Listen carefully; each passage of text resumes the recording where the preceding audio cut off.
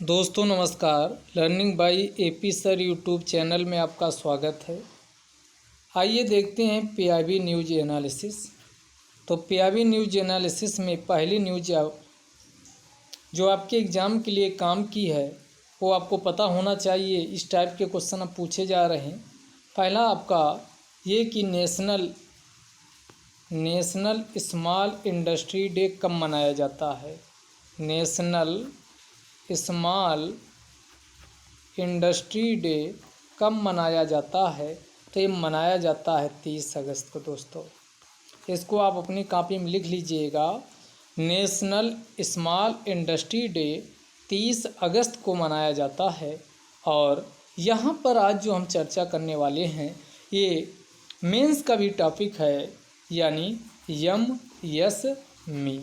अगर आपको बताएं तो MSME एक्ट जो आया है ये 2006 का है। इसी को माइक्रो स्मॉल मीडियम एंटरप्राइज के नाम से जाना जाता है। सूक्ष्म लघु मध्यम उद्यम अधिनियम 2006 में जो आया तो इसकी परिभाषा अलग थी। लेकिन जब आत्मनिर्भर भारत अभियान के अंतर्गत आत्मनिर्भर पैकेज की अनाउंसमेंट हुई तो एक क्वेश्चन यहीं से बनेगा कि आत्मनिर्भर पैकेज कब अनाउंस किया गया। तो दोस्तों 1 जून 2020 को। ये डेट अलग से आप याद रखिएगा। 1 जून 2020 को क्या अनाउंस किया गया, आत्मनिर्भर भारत पैकेज अनाउंसमेंट किया गया। तो जो MSME की परिभाषा थी इसकी परिभाषा को भी परिवर्तित किया गया।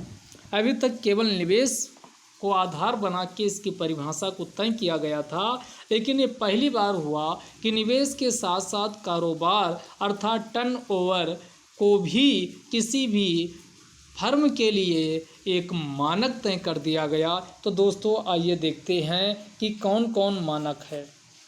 MSME तो ये माइक्रो हो गया, ये स्मॉल हो गया, ये मीडियम एंटरप्राइज हो गया। तो अगर एक तरफ हम निवेश लिख लें, निवेश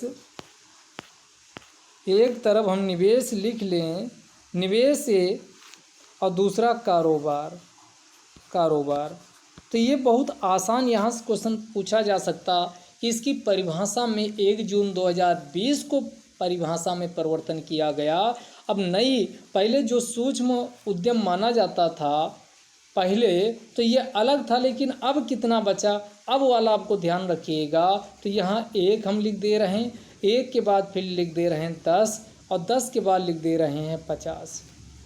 यानी 1 करोड़ रुपये तक का निवेश है तो किस में आएगा, माइक्रो में आएगा, सूक्ष्म उद्यम के अंतर्गत आएगा। अगर 1 करोड़ से ज़्यादा है लेकिन 10 करोड़ से कम है तो किस में आएगा, ये किस में आएगा दोस्तों, ये स्मॉल में आएगा। और मीडियम में कब आएगा, जब 10 करोड़ से ज़्यादा हो और 50 करोड़ से कम हो तो किस में आएगा, तो ये आपका मीडियम में आएगा। तो 1, 10, 50 से ध्यान रखिएगा। अब क्या करना, प्रत्येक को 5 से मल्टीप्लाई करा देना है। तो इसका करोगे तो 5 इधर आ जाएगा, इसको करोगे तो 50 आ जाएगा 5 से, इसको करोगे तो 250 करोड़ आ जाएगा। जो आज की कंडीशन ये है, यानी कारोबार वाला भी आपका हो गया है। तो ये दोनों ध्यान रखिएगा, ये अलग से आपको पूछा जा सकता है। तो हमने आपको बता ही दिया कि आप MSME लिखिए, इसके सामने लिखिए 1, इसके लिखिए 1 के आगे 0 लगा दीजिए, फिर आपका 1 को 5 बना देना 50 और प्रत्येक को 5 से मल्टीप्लाई कर देना। ये निवेश का है तो कारोबार में बदल जाएगा, ये 5 आ जाएगा। इसको 5 से करोगे तो आपका 50 आ जाएगा, इसको 5 से करोगे तो ये 250 आ जाएगा। ये कारोबार वाला आ जाएगा माइक्रो स्मॉल मीडियम एंटरप्राइज का। अब इसके लिए इतना ज़रूरी क्यों है, क्योंकि वर्तमान समय में देखोगे तो पूरे भारत में 6.73 करोड़ से ज़्यादा MSME हैं। ये आप डेटा इस्तेमाल कर लीजिएगा, मेंस में आंसर लिखने में आ जाए। क्यों MSME को इतना भारत सरकार प्रमोट करना चाहती है, क्योंकि जो भारत का 83% से ज़्यादा जो श्रम बल है वो असंगठित क्षेत्र में लगा हुआ और उनमें से अधिकांश जो भाग है वह MSME में संलग्न है। और इसका वर्तमान समय में कितने पूरे भारत में एमएसएमई हैं, तो 6.73 करोड़ से ज़्यादा एमएसएमई है। और जो 73वें राउंड का NSSO National Sample Survey Organisation जो हुआ है 73वें राउंड के NSSO सर्वे के अनुसार NSSO सर्वे के अनुसार जाओगे तो जो एमएसएमई सेक्टर में लगे हुए भारतीय हैं, यानी इसमें कितने लोग लगे, तो 11.11 करोड़ लोग इसमें लगे हुए हैं। सोचिए 11.11 करोड़ इसमें लगे हुए एक दिन। और इसके बारे में हमने बहुत फैक्ट फिगर की, पीछे जो वीडियो आप सुनते आ रहे होंगे तो आपको जो पुराने होंगे उनको ये ज़रूर पता चल रहा होगा। तो जो इसमें एमएसएमई इसलिए भी ज़रूरी है कि 6.73 करोड़ भारत में टोटल एमएसएमई की संख्या है और उनमें भी 11.11 करोड़। और ये डेटा किसका है, तो ये जो 73वें राउंड का NSSO सर्वे हुआ उसके हिसाब से 11.11 करोड़ एमएसएमई में लगे हुए हैं। अब इसमें निर्यात और आयात वाला पीछे के आप देखोगे तो इसमें इसकी निर्यात की हिस्सेदारी कितनी थी और इसका डेटा भी हम पीछे बता चुके हैं, तो आप कॉपी में लिखे होंगे, रिवाइज कर लिए होंगे। तो इसमें एक पहला जो परिवर्तन किया गया वो इसकी परिभाषा, एमएसएमई अधिनियम आपको बता दिए 2006 का है। परिभाषा कब बदली की गई, 1 जून 2020 को जब आत्मनिर्भर भारत पैकेज 1 का अनाउंसमेंट किया गया तभी एमएसएमई की परिभाषा परिवर्तित की गई। नई परिभाषा क्या है वो आपको बताए। इसके अलावा इसमें अन्य भी कई परिवर्तन किए गए। एक उद्यम रजिस्ट्रेशन, यानी उद्यम एक प्रकार का ऑनलाइन व सिंप्लीफाइड प्रोसीजर है जो कि आप इसके अंतर्गत रजिस्ट्रेशन कर सकते हो। और एमएसएमई के अंतर्गत आप रजिस्ट्रेशन करने के लिए आपको कोई भी फीस और कोई भी डॉक्यूमेंटेशन की ज़रूरत ये समाप्त करता है। आपको ना तो कोई शुल्क देना है और ना ही कोई डॉक्यूमेंटेशन कराने की ज़रूरत है। इस प्रकार आप उद्यम रजिस्ट्रेशन के अंतर्गत बिल्कुल सिंपल तरीके से और ऑनलाइन तरीके से आप रजिस्ट्रेशन कर सकते हो। तो ये आपका पूछा जा सकता है। इसके अलावा एमएसएमई सेक्टर को हर तरीके से मदद पहुंचाने के लिए एक इंफॉर्मेशन कम्युनिकेशन टेक्नोलॉजी आधारित एक ऑनलाइन सिस्टम विकसित किया गया जिसमें हर तरीके से एमएसएमई को कठिनाई के समय व अन्य स्थितियों में हर तरीके से मदद प्रदान की जाएगी और उस पोर्टल का नाम रखा गया चैंपियंस पोर्टल। तो पूछा जा सकता चैंपियंस पोर्टल है क्या, तो चैंपियंस पोर्टल हर एक प्रकार की जो भी शिकायत एमएसएमई के जो उद्यमकर्ता हैं उनकी अगर कोई शिकायत है तो उसको समाधान किया जाएगा, उनको प्रोत्साहित किया जाएगा, उनको समर्थन दिया जाएगा, उनको हर तरीके से मदद की जाएगी और उनकी जो बिजनेस लाइफ साइकिल है उसको भी हैंड होल्डिंग की जाएगी। इस प्रकार एक जो चैंपियंस पोर्टल है या एमएसएमई उद्यमों को हर तरीके से मदद प्रदान करने के लिए मिनिस्ट्री ऑफ एमएसएमई और कहा जाए खाद्य एवं ग्राम उद्योग के द्वारा इसे लॉन्च किया गया है। तो ये दूसरा एमएसएमई पोर्टल उद्यम रजिस्ट्रेशन, इसको आ जाए तो आप आराम से इसका इस्तेमाल अपने मेंस के आंसर में कर सकते हो। और चूंकि एमएसएमई के अंतर्गत जो सुभेद वर्ग, वल्नरेबल ग्रुप हैं, वीकर सेक्शन हैं, डाउन ट्रॉडन सेक्शन है समाज का, उनको भी ध्यान में रखते हुए नेशनल SC/ST हब को लॉन्च किया गया। और नेशनल SC/ST हब जो है यह एंटरप्रेन्योरशिप कल्चर को प्रोत्साहित करेगा, उद्यमशीलता संस्कृति का विकास करेगा और जो भी किस समुदाय में SC/ST जो समुदाय है उनमें उद्यमशीलता संस्कृति का विकास करेगा। SC/ST समुदाय इसमें आएंगे एमएसएमई के क्षेत्र में और अब उद्यम को बढ़ावा देंगे। और इसके माध्यम से 4% जो खरीदारी है वो किसके माध्यम से, जो ये पब्लिक प्रोक्योरमेंट पॉलिसी ऑर्डर 2018 आया उसमें भी कहा गया जो SC/ST पॉपुलेशन है उनमें उद्यमशीलता को बढ़ावा देने के लिए पब्लिक प्रोक्योरमेंट पॉलिसी ऑर्डर 2018 में भी एनवार किया गया है कि 4% की खरीदारी SC/ST समुदाय के लोगों से की जानी चाहिए।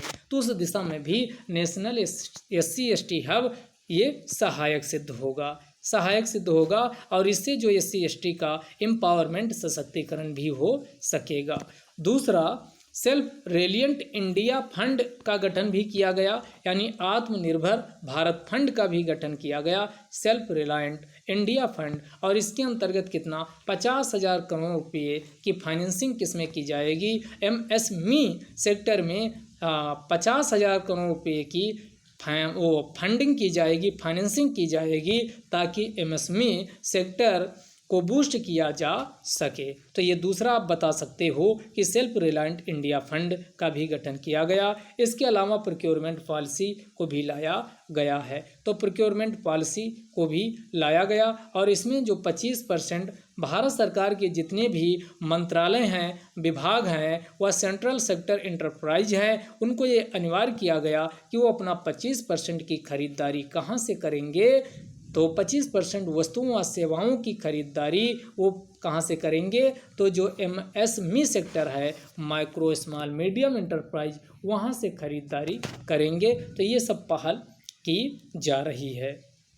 तो ये आपको समझ में आ गया होगा। अब आगे कंटिन्यू करते हैं, यानी जो खादी एवं ग्राम उद्योग है, खादी, इसी को खादी ग्राम उद्योग, khadi and village industry commission या हिंदी में खादी एवं ग्राम उद्योग आयोग के नाम से जाना जाता है, या इसी को KVIC khadi and village industry commission के नाम से जाना जाता है, जिसका गठन 1956 में किया जाता है। और आपको बताते चले दोस्तों, यह आपको लगेगा कि किसी दूसरे मंत्रालय का पार्ट होगा, नहीं दोस्तों, ये किसका पार्ट है, ये आपका मिनिस्ट्री ऑफ MSME यानी सूक्ष्म लघु एवं मध्यम उद्यम मंत्रालय का के अंतर्गत स्थापित किया गया है। और इसके द्वारा भी चर्चा में क्योंकि 2022 में आज़ादी का 75वां वर्षगांठ के उपलक्ष्य में आज़ादी का अमृत महोत्सव मनाया जा रहा है। तो ये क्विज कॉन्टेस्ट की गई है और उसी क्विज कौन ये कराएगा, तो ये क्विज खादी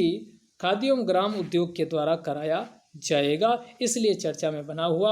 और ये जो क्विज होगी ये कब, ये 15 दिन तक चलने वाली है। कितने दिन तक दोस्तों, 15 दिन तक चलेगी और ये 31 अगस्त से शुरू होगी, 14 सितंबर 2021 तक क्या होगा, ये क्विज यानी क्विज चलाई जाएगी। इसमें आप लोग भी पार्टिसिपेट कर सकते हो अगर किसी को करना है। तो ये आपका है, यहाँ विजिट करिए, यानी ये आपका HTTPS, ये आपका www.kvic.online.gov.in पे जाके आप क्विज, यहाँ ऑप्शन आ जाएगा, वहाँ आप क्विज दे सकते हैं। और ये क्विज 31 अगस्त से शुरू होकर 14 सितंबर 2021 तक चलेगी, टोटल 15 दिन चलेगी, इसलिए ये चर्चा में बना हुआ था। और 5 क्वेश्चन इसमें पूछे जाएंगे। और 5 क्वेश्चन कितना समय दिया गया है, तो ये 100 सेकंड दिया गया है, 100 सेकंड में आपको करना होगा। अब आगे देखते हैं। अब जो पैरा ओलंपिक्स चल रहे हैं उसमें भारतीय प्लेयर्स के द्वारा कई मेडल प्राप्त किए गए, वो आपके एग्जाम के लिए काम किए हैं। सबसे पहले यहाँ पर देखिए, ये आपको गर्व होना चाहिए कि अवानी लेखारा के द्वारा गोल्ड मेडल जीता गया है। और किसमें, शूटिंग में। तो 3 चीज़ें, कौन प्लेयर ने कौन सा मेडल प्राप्त किया और किस गेम में प्राप्त किया, ये आपको पता होना चाहिए, एग्जाम में पूछा जाएगा। तो अवानी लेखारा के द्वारा gold medal para Olympics, Tokyo में जो पैरा ओलंपिक्स चल रहे हैं वहाँ पर अवानी लेखारा के द्वारा शूटिंग में गोल्ड मेडल जीता गया है। प्रधानमंत्री मोदी जी ने इनको शुभकामनाएं दी हैं। आगे अगला ये देख लीजिए। तो एक ये गोल्ड मेडल कौन, तो आपका लेखारा जी को गोल्ड मेडल प्राप्त हुआ है। और दूसरा ये आपका है योगेश कठुनिया को कौन सा, तो ये सिल्वर मेडल प्राप्त हुआ है, वो भी डिस्कस थ्रो में, पुरुष वर्ग के डिस्कस थ्रो में योगेश कठुनिया को सिल्वर मेडल प्राप्त हुआ है। कौन सा, सिल्वर मेडल प्राप्त हुआ है। तो योगेश कठुनिया को कौन सा सिल्वर मेडल प्राप्त हुआ, जी हाँ, तो जी हाँ का मतलब यहाँ आप हाँ को बोलते हो यस लिखते हो, तो ये आपका क्या हो गया, वाई से योगेश हो गया, और उसके बाद आपका कौन, और यस से हो गया आपका सिल्वर। तो इससे भी यस से आप याद कर सकते हो अगर आपका वैसे ऐसे भी आपको याद रहेगा, कोई इसमें ऐसा कुछ है ना। योगेश कठुनिया को सिल्वर मेडल प्राप्त हुआ है, योगेश कठुनिया को किसमें, डिस्कस थ्रो में। आगे देखते हैं, तो ये आपका डिस्कस थ्रो योगेश कठुनिया को सिल्वर मेडल प्राप्त हुआ। फिर अगला ये, इनका नाम तो आप भूल ही नहीं सकते, इन्होंने जो 2016 का रियो ओलंपिक हुआ था वहाँ पर भी इन्होंने पदक प्राप्त किया था। देवेंद्र झाझरिया, देवेंद्र झाझरिया ने इस बार सिल्वर मेडल प्राप्त किया है, जब ये आपका जेवलियन में, और इसमें कहाँ, ये पैरा ओलंपिक्स जो टोक्यो में चल रहे हैं। तो देवेंद्र झाझरिया राजस्थान के हैं, और ये जेवलियन भाला फेंक में कौन सा मेडल प्राप्त किया है, तो ये भाला फेंक में सिल्वर मेडल देवेंद्र झाझरिया प्राप्त किए हैं। उसके बाद आगे आते हैं, अगला देखिएगा, ये अगला नाम फिर आपके सामने आ रहा होगा, यानी ये जवेलिन में कौन, ये ब्रांज मेडल प्राप्त किए हैं, कौन, यानी ब्रांज मेडल प्राप्त किए हैं सुंदर सिंह गुर्जर, सुंदर सिंह गुर्जर।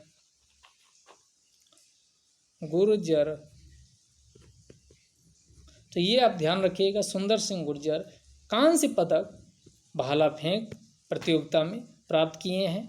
अब आगे आइए, तो ये आपका था, इसमें एक दो अभी और नाम मिलेंगे, उसको अब एक साथ ही आपको सारे बता देते हैं। हाँ, ये आइए, इसमें देखिए भाविना पटेल, ये पहली बार हुआ है कि सिल्वर मेडल किस गेम में, टेबल टेनिस में, वो भी पैरा ओलंपिक्स में भारत की किसी महिला के द्वारा ये जीता गया है। तो ये भाविना पटेल याद रखिएगा, भाविना पटेल के द्वारा सिल्वर मेडल प्राप्त किया गया।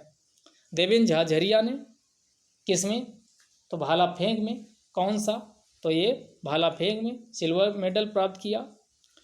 उसके बाद सिल्वर मेडल ही कौन, योगेश जी ने प्राप्त किया है। योगेश जी के बाद आपका अगला नाम आपके सुंदर सिंह गुर्जर बताए थे, इन्होंने भाला फेंक में ही कौन सा मेडल, तो कांस्य मेडल प्राप्त किया। उसके बाद सिल्वर मेडल प्राप्त किया है कौन, भाविना पटेल के द्वारा कौन सा, तो ये आपका सिल्वर मेडल प्राप्त किया गया है किसमें, टेबल टेनिस में। एक गेम जरूर ध्यान रखिएगा, तो भाविना पटेल किसमें, तो ये टेबल टेनिस में कौन सा सिल्वर मेडल प्राप्त किया है। अगला फिर देखिए निषाद कुमार, इन्होंने भी सिल्वर मेडल जीता है, और किसमें, हाई जंप में, पुरुष वर्ग के, यानी पुरुष वर्ग के हाई जंप T47 किसमें, तो ये हाई जंप T47 वर्ग में इनके द्वारा, निषाद कुमार के द्वारा कौन सा सिल्वर मेडल प्राप्त किया गया है। उसके बाद आगे आइए, विनोद कुमार, इसको देखिए, विनोद कुमार जी ने कौन सा, तो ये विनोद कुमार ये पुरुष वर्ग के डिस्कस थ्रो में कौन कांस्य पदक प्राप्त किया है। तो इसको अपनी डायरी में लिख लीजिएगा, तो ये विनोद कुमार किसमें, तो ये आपका डिस्कस थ्रो में कौन सा कांस्य पदक प्राप्त किया है। तो ये आपका रहा, और लास्ट एक आपका बचा था, तो इस बार गोल्ड और सिल्वर की संख्या काफ़ी, ये गोल्ड और सिल्वर काफ़ी प्राप्त हुए हैं किसमें, पैरा ओलंपिक्स गेम्स में। तो ये आपका आज का डिस्कशन रहा, ये डिस्कशन यहीं समाप्त करते हैं। अगले डिस्कशन में फिर मिलेंगे, तब तक के लिए जय हिंद, जय भारत।